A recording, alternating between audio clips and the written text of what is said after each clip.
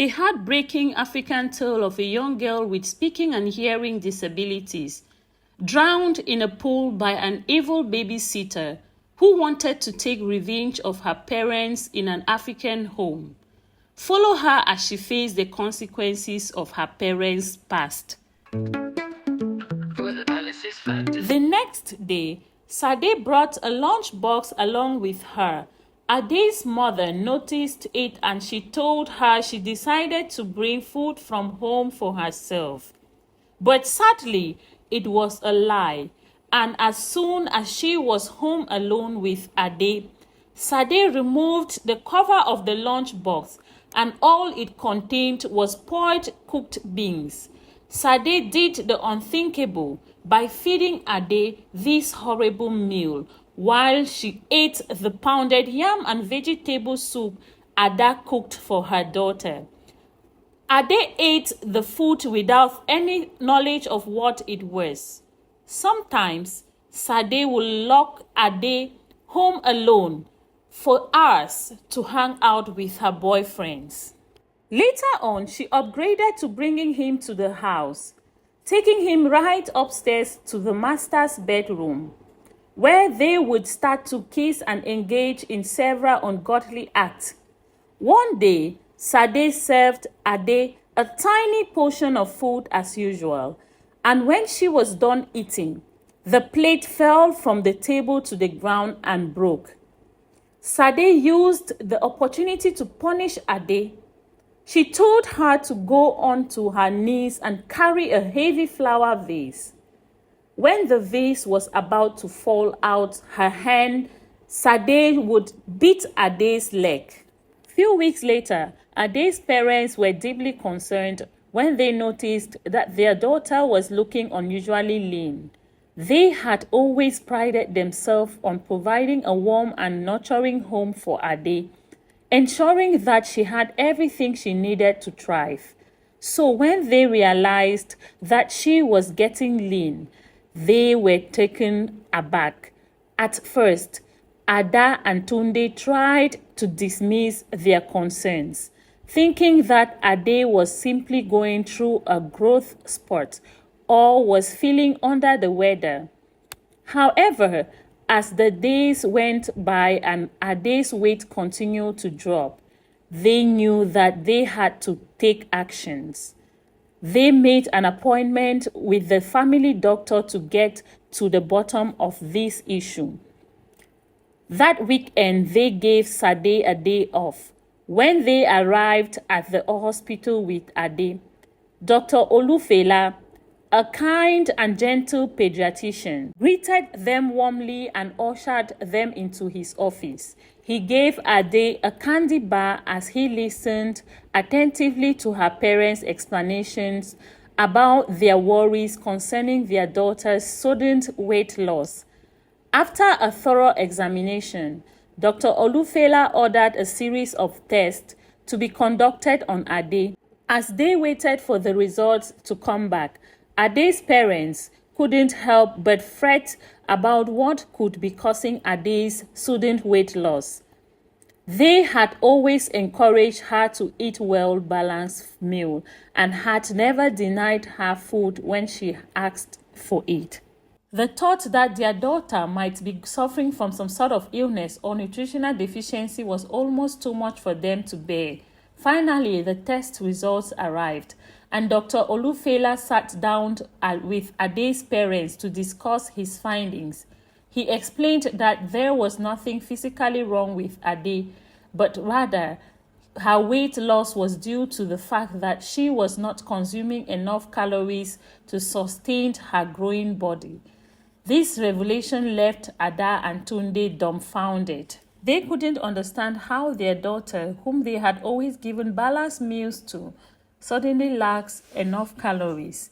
They racked their brains, trying to think of what might be the problem. Dr. Olufela suggested that they delve deeply into Ade's daily routine to see if there were any underlying issues that could be affecting her eating habits. He recommended keeping a food diary for Ade and monitoring her meals closely to ensure that she was getting the nutrition she needed to stay healthy. Ade's parents decided to be more proactive about their daughter's health and well-being. They provided her with more nutritious meals and snacks. They also came up with the idea of buying a food diary to track Ade's daily meal consumption. This way, they could keep a record of what she was eating and make sure Sade was trusted to take good care of Ade while they were at work. However, little did they know that their babysitter was a devil incarnate. Instead of following their instructions to monitor Ade's meals, Sade always made a plan of her own. Every time Ade sat down to eat, Sade would serve her only a small portion of food as usual, drinking her juice and eating her proteins right in front of her. Ade, being unable to talk or complain due to her condition, simply ate what was given to her without questioning it. After Ade finished her tiny meal, Sade would then go ahead and tick the food diary to indicate that Ade had eaten everything, tricking her parents into believing that their daughter was being well fed. This deceitful cycle continued day after day, with Sade manipulating the food diary to make it seem like Ade was eating well when in reality, she was barely getting enough to sustain her growing body.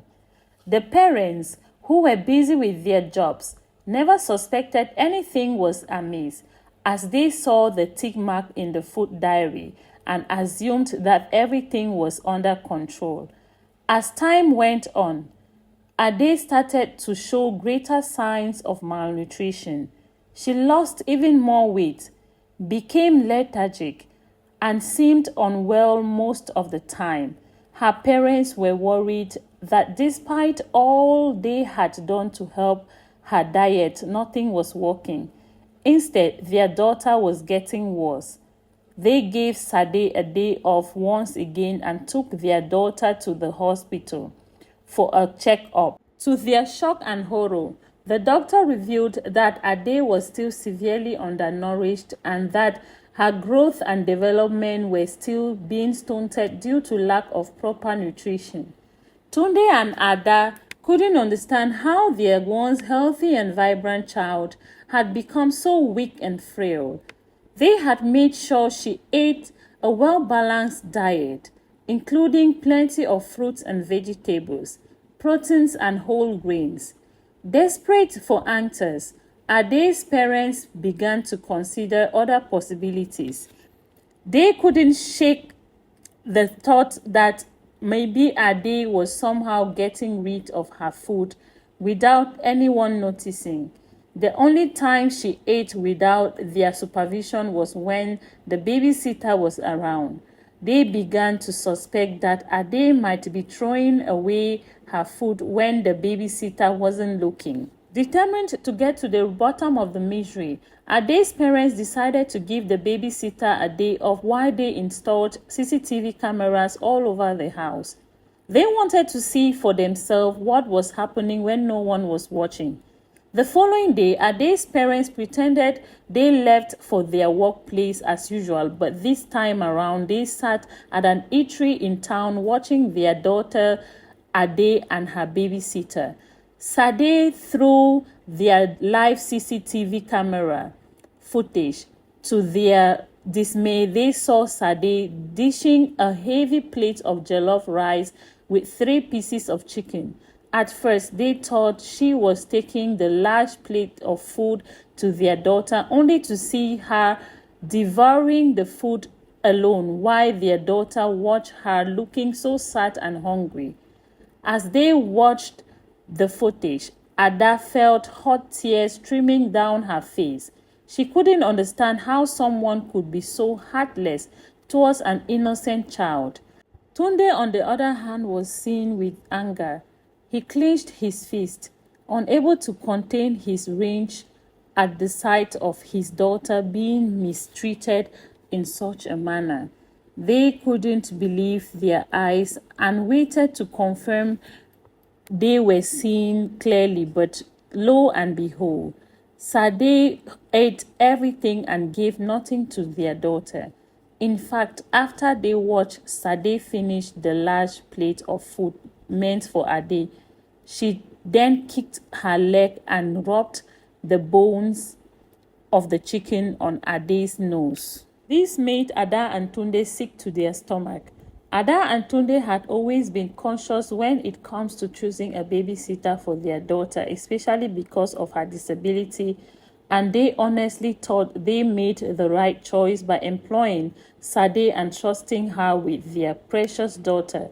But now they realized that they had made a grave mistake. Thinking about the best way to deal with this situation, the couple decided splitting up would be better. Ada was to head home while Tunde went to the police station. Back at home, Ade had a stomach ache and needed to use the toilet urgently.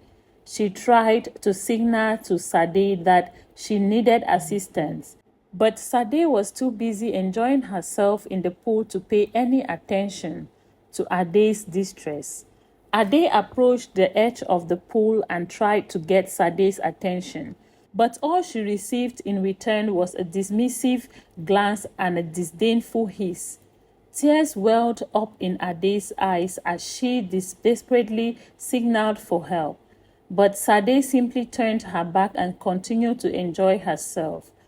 Ade tried to hold on for as long as she could, but eventually she couldn't wait any longer and ended up defecating on herself.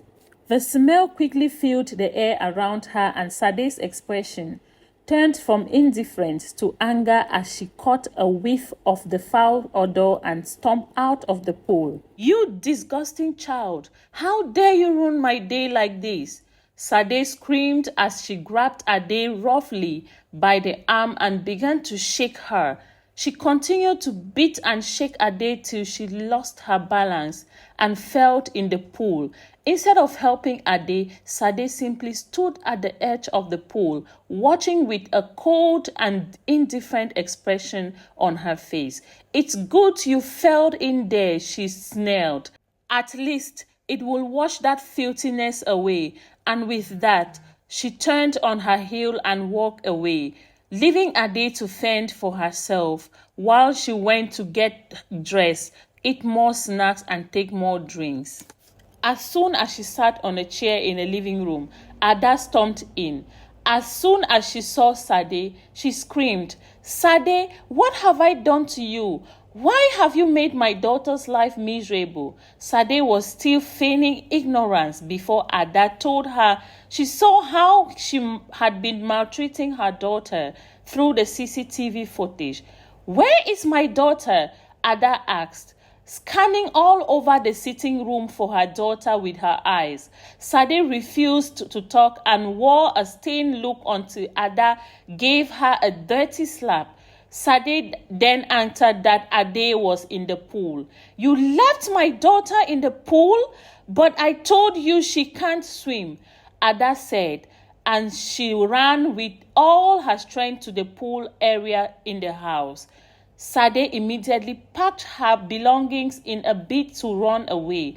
As Ada dived into the pool to save Ade, her mind raced with serious emotions. She kept praying and begging God to save her daughter. Back in the main building, as soon as Sade stepped out fully dressed and preparing to run, she met Tunde and the policemen he brought along with him. "Officers, this is her," Tunde said, pointing to Sade. One of the police officers immediately handcuffed her, while they all proceeded into the house. On getting there, Tunde couldn't find his wife. "What have you done to my wife?" he hailed at Sade. Before he heard his wife crying from afar, he rushed there with some of the policemen, and to the glory of God, Ada had successfully rescued their daughter and was singing praises to God. Hugging Ade tightly, Tunde was very relieved to see that his wife and daughter were safe. The police officers took Sade to the police station while Ada and Tunde changed and cleaned up their daughter before driving her straight to the hospital to make sure she is fine. Ade was checked and the doctor decided to place her on observation to be very certain she was okay. While all these were going on, Tunde got a call from the police station that arrested Sade. They wanted Tunde and Ada to come in to write their statement. They also told him that Sade requested to speak to him and his wife. Tunde informed his wife, but Ada wasn't willing to leave her daughter. Ade is currently sleeping. She will be safe in this hospital. Let's just go to the station. Write a statement and get this over with, Sade, Tunde said to his wife. She agreed on the condition that they would be back in 2 hours. I want my face to be the first she sees as soon as she wakes up. And so the couples left the hospital and drove to the police station. On getting there, they were asked to write their statement and they each pinned down the full story of what happened. After that, the DPO said Sade had something to say to them. Sade was brought before them and immediately Ada saw her. She couldn't hold it in. She wanted to beat her up, but her husband and the police stopped her. Let me deal with this girl for the love of God. What did my daughter do to you to deserve all you did to her? Ada said as she burst into tears. I did it. Mr. Tunde, you served during your NYC at Okai village. Am I correct? Asked Sade. How do you have that information? Tunde asked as he nodded in affirmation that he was truly posted to the said village. And what does that have to do with what you did to my daughter? Ada asked in tears. Sade then began to narrate how she was brought up by her mother in serious poverty in the village, how she couldn't even afford to go to school, how her mom passed as a result of not having money to pay her medical bills. May God rest your mother's souls. But what has this got to do with me or my daughter? Tunde asked. Then Sade revealed a shocking revelation. If you could remember, you impregnated a lady at Okai village during your stay there. That woman was my mother. Everyone was shocked to hear this. Chioma Okali was my mother and I am that child you rejected. Tunde, tell me this is not true. Tell me she is lying. Ada glared at her husband, but Tunde couldn't look at his wife. While growing up, I always asked her who my father was. She kept giving me no answer for years, at least till I clocked 22. It was on her deathbed that she finally gave me your name, Mr. Kosoko Tunde. She told me the story of how you promised her your love but hated and rejected her after she got pregnant. You gave her money to go to the hospital and do something about the thing in her belly because you can't take a village girl home. Sade burst into tears as she continued. Those were your exact words to my mother. She even told me how she came to your company to allow you to meet me after she gave birth, but you claimed you couldn't recognize her and told your security guard to beat her up. A woman carrying your newborn baby, Mr. Kosoko Tunde.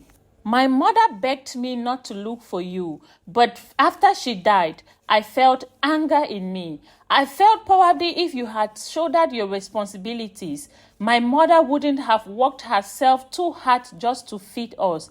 Probably she would be alive now. So I picked few things and traveled down here in the city looking for you. But imagine my surprise when I found you and realized you were not just living, but you were a billionaire, rich, comfortable, having all the fun and comfort in life with your family, while my mother and I rot away in the village. So I decided to take revenge, and a beautiful opportunity presented itself when you and your wife were looking for a new babysitter. That was my chance and I took it, Sade thundered. This happened decades ago.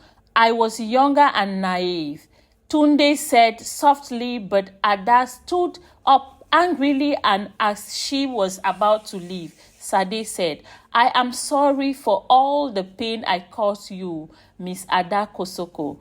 You and your daughter were just collateral damage. Then you should have dealt with your stupid father, not me and my daughter. I reject your apology and sure hope you rot in jail for all you did to my only daughter.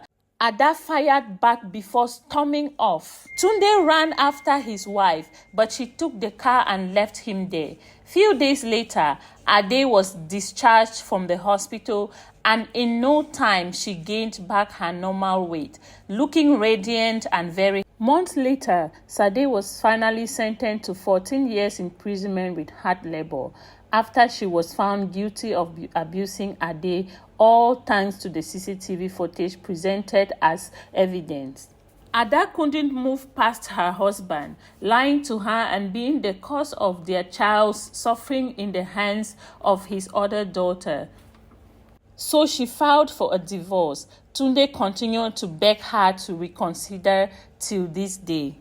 If you enjoyed my stories, which I'm sure you will enjoy this one about some reckless parents who left their child home alone with her nanny. Thanks for listening. Don't forget to bless someone sharing this video. You might save them from making a terrible decision. Thanks for watching.